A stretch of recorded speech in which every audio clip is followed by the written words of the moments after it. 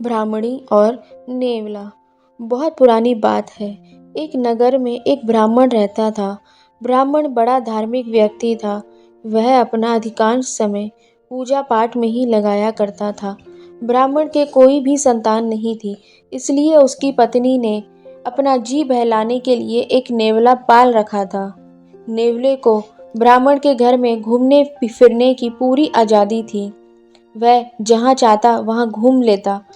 ब्राह्मणी को नेवला बड़ा प्यारा था। वह उसकी पूरी देखभाल करती थी।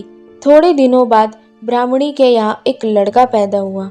ब्राह्मण ने अपनी पत्नी से कहा, देखो, भगवान की दया से अब हमारी संतान हो गई है, इसलिए अब इस नेवले को घर से निकाल दो।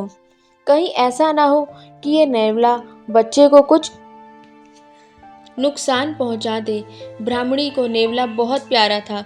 उसने ब्राह्मण की बात नहीं मानी। घर में जैसे नेवला पहले रहा करता था वैसे ही रहने लगा। ब्राह्मणी अपने बच्चे के साथ साथ नेवले का पूरा ध्यान रखती थी। वह जब बच्चे को दूध पिलाती तब नेवले को भी पिलाती। नेवला और बच्चा दोनों धीरे धीरे बढ़ने लगे। एक दिन की बात है, ब्राह्मणी कुएं से पानी लेने चली गई थी। बच्चा पालने में सो रहा था। नेवला पास ही में बैठा आराम कर रहा था। इतने में एक तरफ से घर में एक सांप घुस आया और वह बच्चे को काटने के लिए आगे बढ़ा।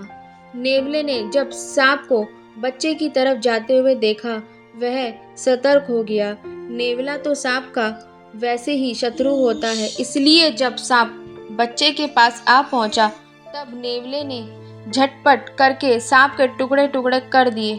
घर में चारों ओर खून के छींटे बिखर गए और नेवले के मुंह खून से भर गया।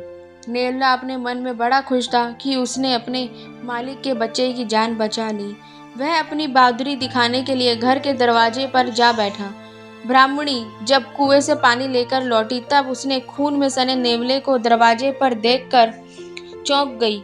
नेवले को देखते ही वह घबरा गई और उसने अपने बच्चे को याद किया और समझी शायद आज इस दुष्ट नेवले ने उसे मार डाला, इसलिए वह एकदम गुस्से में भर गई।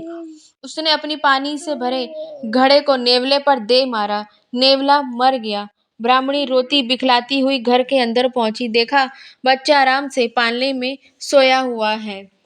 पास में एक मरा हुआ सांप पड़ा है। देखते ही उसको अपनी भूल मालूम हुई और वह पछताने लगी कि बेचारे नेवले की जान मैंने व्यर्थ में ही ले ली। ब्राह्मण जब लौटा तो उसे सारा हाल मालूम हुआ।